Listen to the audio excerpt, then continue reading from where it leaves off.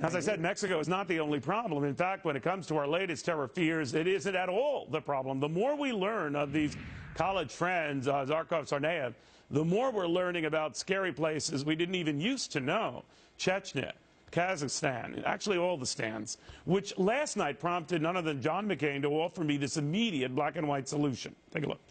A lot of my friends on my side of the aisle, you know, are concerned about illegal immigration in this country, and we've produced a bill. All right, so then you'd have to put in that bill countries that you would have on a watch list. Chechnya and Dagestan and certain other countries in that very unsettled region.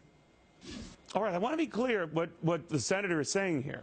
He is profiling for visas and for college visas and for those academic visas to come to the United States.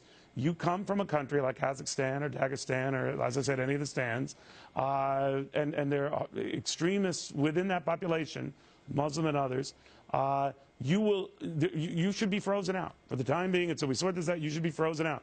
That got him into a heap of heat. Time to thrash out, rethinking, rolling the red carpet to the U.S. out with Scottie Hughes, John Layfield, and David Callahan. Scottie, what do you think of that? Well, I'm kind of upset. You're a stanophobe. That's kind of scary, actually. I just discovered that. You're exactly right. You are a stanophobe. Have you ever looked at that map of that region, though? They're all stands. Just take the whole thing. And yeah. I think that's when people go, why don't we just drop the mother of all bombs on there, and then maybe we can all get along. Say that. But it is a scary area. And to the senator's point, what he is saying is, you know, we should think twice about accepting visas from kids in this region. We need to think twice about exempting kids from any region, especially when we've been told what by Russia, Saudi Arabia, by Britain, have sat there and alerted the Americans and said these kids can be dangerous. We know that these kids can be dangerous, and we ignored them. Our United States government ignored that, and that's what's very scary to this. And what other kids have they also ignored? What other warning signs have they ignored? We're looking at Fast and Furious. We're looking at Benghazi. Now we have this. 3 separate issues where the United States government has ignored intelligence that have cost American lives. We've got a problem. All right, you don't need a lot of intelligence at this point, John Layfield, to know that we've got problems way beyond a porous Mexican border, but an all-too-accepting visa policy, a granting policy for temporary citizenship, and we don't police the time the folks are here, what they're doing while they're here. There's a lot to this and a lot more to this. Even Marco Rubio himself said when he was here that, you know, yeah, we can work this sort of stuff into immigration overall, but that makes it an even thicker bill, of course. What do you think this leads to? I think it's going to lead to some type of immigration reform. But you know what? Every president since Ronald Reagan has said exactly the same thing. We need to secure our border. Every president, including President Obama, has basically had the same message since Reagan. Secure our border and find out who's here and then deal with the problem that's here. And I think to answer your question, what it's going to deal with is we're going to have to find a way to deal with what's here. We also have 1 billion tourists that go in and out of this country every single year.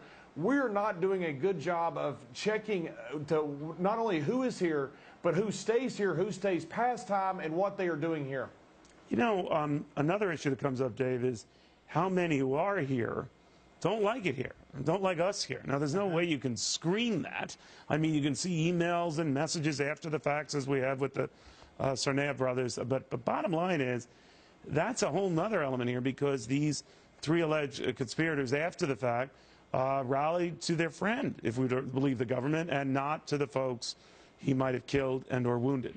So that worries me on that level. Yeah, absolutely. And, you know, McCain's proposal would do nothing about homegrown terrorists. I mean, we saw in Britain the bombings there that was the case of homegrown terrorists. I just want to add another... But he says these kids who are here, they are grown here. In other words, they fester and ferment here.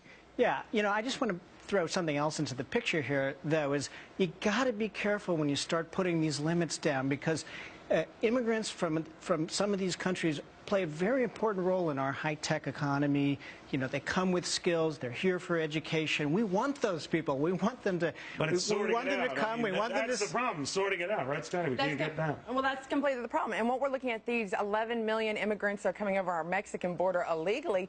That's not the type of people we're getting over there. We're getting a majority of them are coming over here, and you're coming from a country plagued by drug lords, and guess what? Drug lords come over too, and they've got grandparents that come over, and we're bringing crime into our country. We're bringing people in that are sucking dry our education system, sucking dry our healthcare system. we do have to put some limits down. I agree we need to necessarily be careful, but at the same time, we need to protect the American people, and our safety is number one. Do you think we go too far, though, John, that we risk, I think, to Dave's point, overdoing it and building up Fortress America? Or is it too late for even that? No, I don't. I think we could go too far, but go too far in the wrong way. We'd start dealing with all the stands over there and start banning people from there when we realize that we've had 65,000 drug-related murders in Mexico, mostly along that border, and that crime has come into our country. We've got a massive problem. In Arizona, there are parts of that Arizona that are now have signs up say don't go any further. That's our country, and they're being ruled by the drug cartels.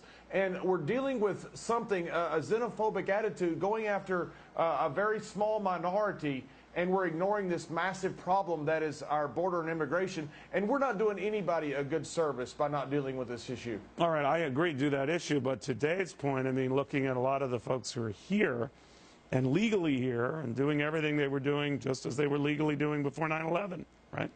Well, I just want to take issue with this depiction of these immigrants from Mexico as somehow parasites. I mean, these people play a huge and important role in our economy, in our low-wage economy. These are our landscapers. These are the people who... I don't think she was saying they were all of this. I said there's a percentage, though. You have to look, because you're like, California's going bankrupt, Arizona, all of these border states that are getting the majority of these migrants that are coming over are having some major issues funding education and health care in their states. You cannot ignore that point. I don't think we would have had the housing boom in this country, all the economic growth we had in the 2000s without those 10 million low-wage workers. 48 million people on food stamps today. Those people that are on welfare should be working and taking those same jobs. John, guys, I really believe I'm the only one that's worked with a bunch of illegals. I grew up in Sweetwater, Texas, working with illegals on a ranch for some of my relatives. They didn't come here for amnesty. They didn't come here for health care. They came here because they needed jobs, and that is the majority of these immigrants. We've got to do something with those here. We don't have an 11 million person bus to ship them back.